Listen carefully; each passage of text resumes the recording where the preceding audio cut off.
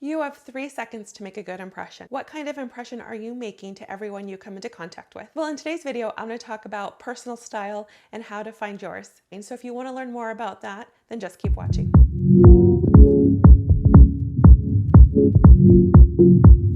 It's Christina Langridge from Christina Langridge Personal Styling. Thanks for hanging out with me today. So last week I talked all about personal style and how important it is to make it a priority. So if you missed that video, I'll go ahead and leave a link down below for you. But today I want to talk all about how to find your personal style.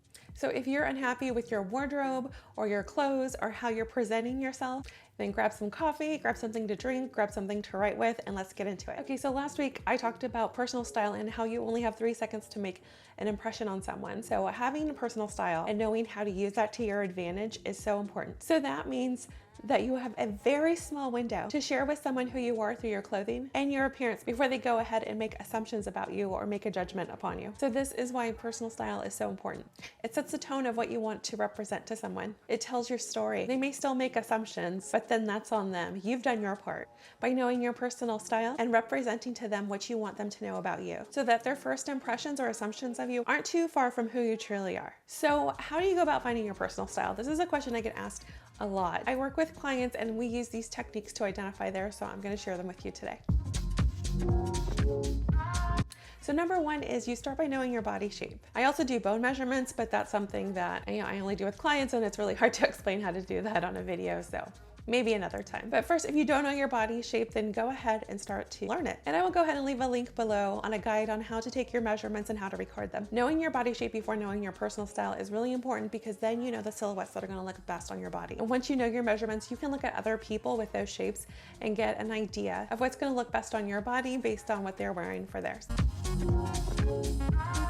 Number two is to find inspiration. We've talked about this before. After you know your shape, you want to start looking on Pinterest. You want to start looking on Instagram. You want to start just looking at celebrities or Google images and saving all those files either in Pinterest or on your laptop or on your phone, or even if you're old school, you can cut them out and put them on a poster board. You can also use tools like Canva. I, for one, personally like Milanote. You just want to start putting the images wherever you choose to because you're going to create a mood board. And from that mood board, you're going to draw your inspiration. And don't be worried if you're drawn to more than one style. Most likely your personal style is going to be a mix of a few different styles. You're going to draw influence from a couple of different things. But you do want to keep in mind that it is important to know what you're drawn to versus what you actually want to look like. So this is purely inspirational. And if you're looking for inspiration on Pinterest, I have 9 different style profiles that you are welcome to peruse and get inspiration for. And they're broken up into categories like classic, romantic, boho, those types of things. So feel free to take a look there, pin any images that you want, and also feel free to tag me in Instagram or share your boards with me because I would love to see where your inspiration is coming from. So once you know your inspiration and know what you're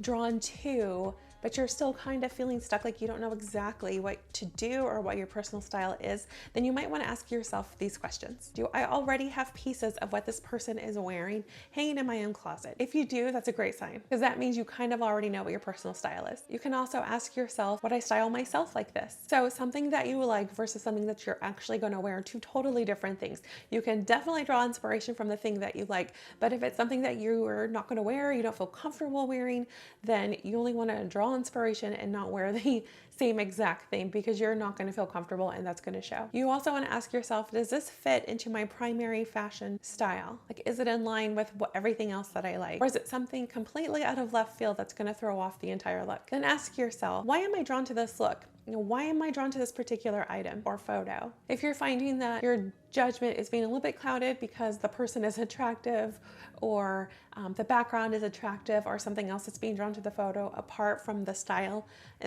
or the clothing that's being shown, then it's probably not something to add to your mood board. So for example, I have a client who is really drawn to vintage pieces. She loves vintage pieces. She loves vintage handbags. She loves vintage clothing. She loves going thrift store shopping. That's where she likes to find inspiration, and that's where she likes to find a lot of the items that she is just drawn to and that she knows that she will wear. But she also loves like a minimalist jewelry. She doesn't like to wear a ton of jewelry. She'll wear maybe a necklace.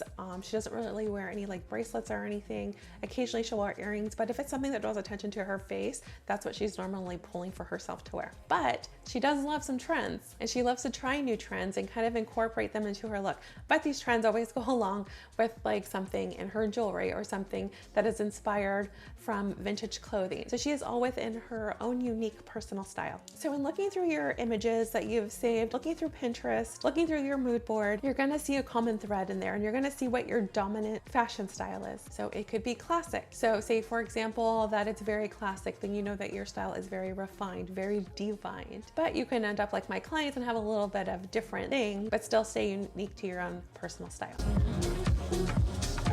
So number 3, take time to identify what you do not like. This is a great time to look at your closet and start to take some inventory. Your closet is going to reveal quite a lot during your personal style process, because you're going to start to look at things with a fresh eye. So if there are things in your closet that are just taking up space, that you're not wearing, that they don't fit, that they're stained or peeling or anything, they're just taking up space and they're not serving you, then get rid of them. They're not true to your personal style. It's not what you're gravitating towards. It's not what you're grabbing when you're getting dressed every day. So if you have jewelry, but you're not a big jewelry person like my client, you like very minimal jewelry, then get rid of all the jewelry and just keep a few signature pieces for yourself. And don't feel like you have to hold on to something because someone gave it to you or you spent a lot of money on it, but it turned out that you just didn't like it. Like, do yourself the favor and get rid of it. If somebody gave it to you, they would want you to be happy rather than hold on to something that you don't like, that you don't wear, that's taking up space. It's not serving you at all, so just get rid of it. And it's okay to give yourself permission to get rid of these things, donate them, give them new life, give them to someone who will use them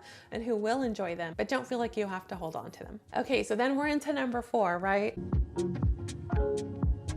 Okay, so now that you've gone through your closet and you've identified what you don't like and you've gotten the things that aren't working for you, you're gonna start to look at the things that you did keep and that you do like. You're gonna look for the common thread that's tying everything together. And there will be one. That's the key to your personal style. You keep being drawn to particular things for a particular reason. Is it the color? Is it the cut? Is it the silhouette? Is it how it makes you feel? Take note of that common thread. Take note of that common theme that's running through your wardrobe. And then pay attention to how the items are making you feel. Do you feel like you love them? Do you feel comfortable in them? Do you feel like yourself when you're in them? These are all huge when you go look for clothing, either in your closet or shopping.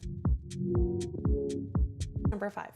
Try things on. Once you have things that you like, try them on. Do they still fit well? Are they still in good condition? And then head back to your mood board. Is it in line with the things that you had saved as part of your inspiration for your style? So now that you have an idea of what your personal style is and a wardrobe that's going to support your own unique style preferences, you need to start trying your own versions of these outfits. But rather, take the items that you already own from your closet and start making them your own. This could involve maybe keeping the same main piece. Maybe there's like a jacket in the picture that you're really drawn to and you have a similar coat, then you throw on that similar coat, but then mix the pieces in that fits your own unique style. Another important thing is to have a full-length mirror because you definitely want to see the outfits that you're putting together.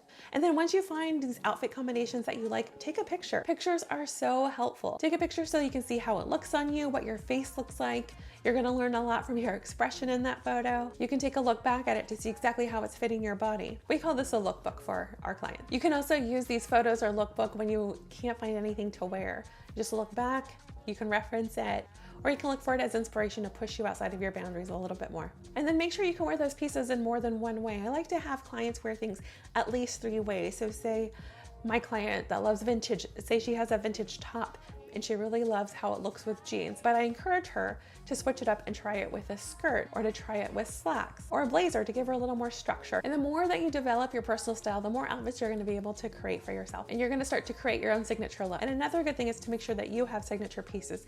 These are pieces that you add to pretty much every outfit and kind of give it your signature. It could be like gold hoops, or it could be a pair of sunglasses. All of these things will kind of put your own unique stamp on your outfit. It'll help tie your look together and help define yourself to the rest of the world. And it doesn't need to be like quirky or out there. It just needs to define who you are. So maybe it's a little gold chain. And then think about it. What is the one thing that people always compliment you on? Because once you have your own personal style, you can start to really highlight your best features. So if people are telling you, wow, you have such great legs, then you can start to wear more skirts that incorporate your personal style a little bit more. Or if someone compliments your hourglass shape, or you really like your hourglass shape, then go ahead and accentuate that. So when you play into your strengths, your confidence will really come out. But you also don't want to forget like the little details. Pay attention to your hairstyle, your makeup, your shoes, your nail color, your accessories. All of those are really going to be like the icing on the cake for your personal style. Your personal style should be an asset that bolsters your confidence. So this may seem a lot to ask from your clothes, but if you start taking control of your personal style, you'll start to see the magic that comes from it and how powerful your wardrobe actually is. So go forth, Find your style, find your confidence, find your strength. I think you're really going to notice the difference that it makes. I'll go ahead and leave a links for the 9 style profiles on Pinterest for you, as well as a questionnaire to help you think through your personal style process. And if you really want to dive deeper into knowing what your personal style is and connecting with a community of incredible women who are on the same journey as you, then join me in my Facebook group, RX Style with Christina Langridge. I'll leave the link below for you. And I will go ahead and leave that body measurement sheet down below for you as well to guide you through taking your measurements and a place for you to record them. So thanks so much for joining me today. I hope you enjoyed this video. I hope you got some value out of it. And I hope you really start to think more about your personal style. If it did, please give it a like, subscribe if you haven't yet. Feel free to share this with someone who you think will gain some value from it. And leave any questions below. I'd love to help you out. Thanks so much for joining me today, and I will see you next time.